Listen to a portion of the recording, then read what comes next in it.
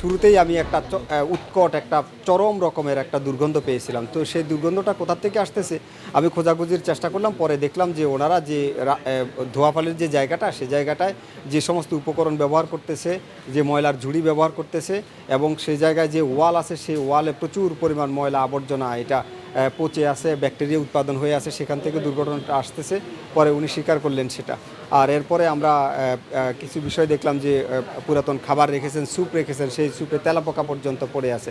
তো এর আগে একটু বলে রাখি যে আমরা এর আগেও ইতিপূর্বে এই প্রতিষ্ঠানে আমরা তদারকি করেছিলাম। তো সেই সময় আমরা কিছু কেমিক্যাল পেয়েছিলাম, যেগুলি ক্ষতিকর অননুমোদিত কেমিক্যাল, যেমন কাশ্মীরি মরিচ, গোলাপ জল, সেগুলি আমরা পেয়েছিলাম। তো আজকে আমরা সেই জিনিসটা পাইনি, কিন্তু অপরিচ্ছন্নতার যে বিষয়টা তখন ছিল এখনও ঠিক সেইম আছে। তো আমরা সার্বিক সব দিক বিবেচনা করে আমরা ওনাকে 1 লক্ষ টাকা অর্থদণ্ড করেছি। আমরা এরপরে আমরা ওনাকে আবার শীঘ্রই আমরা তদারকির আওতায় রাখবো। যদি ওনার এরপরে যদি আইন ব্যত্যয় করে আমরা এরপরে প্রতিষ্ঠান বন্ধ বা সিলগালার দিকে যাব।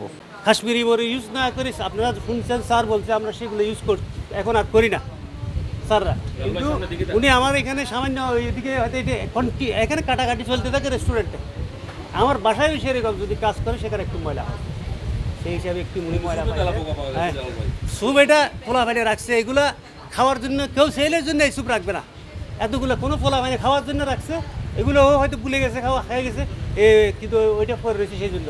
এই জিনিসগুলোকে আপনারা দেখবেন যেহেতু অবশ্যই অবশ্যই এটা আমাকে দেখতে হবে, আমার প্রতিষ্ঠান বাঁচানোর জন্য আমাকে দেখতে হবে। প্রতিষ্ঠান তো সবার আগে, প্রতিষ্ঠান সবার আগে, সব আমার আগে প্রতিষ্ঠান, আমি নাই কোনো সমস্যা নেই, কিন্তু প্রতিষ্ঠান থাকতে হবে, প্রতিষ্ঠান বাঁচানোর জন্য আমাকে এগুলো করতে হবে। অফিস থেকে লাঞ্চ করতে আসছিলাম মানে বের হয়ে, বাট রেগুলার না আসলেও মাঝে মধ্যে আসা হয়, বাট ওনাদের কাছ থেকে আসলে এইরকম পরিবেশ বা এই ধরনের জিনিসগুলো আসলে এক্সপেক্টেড না।